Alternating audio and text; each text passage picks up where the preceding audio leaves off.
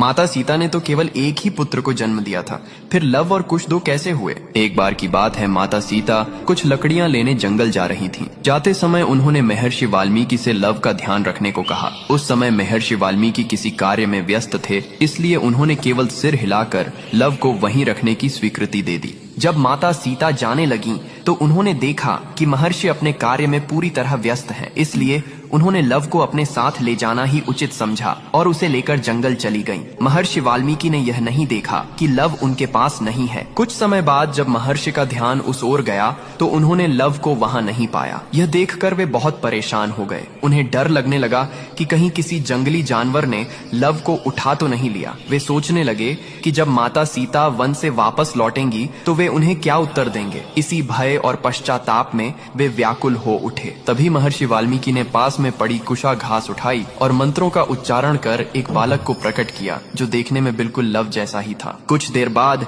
जब माता सीता वन से लौट कर आईं, तो महर्षि ने देखा कि उनके हाथ में लव पहले से ही मौजूद है। यह देखकर वे आश्चर्यचकित रह गए, लेकिन माता सीता उस दूसरे बालक को देखकर अत्यंत प्रसन्न हुई, क्योंकि वह बालक कुशा से उत्पन्न हुआ था, इसलिए उसका नाम कुश रखा गया।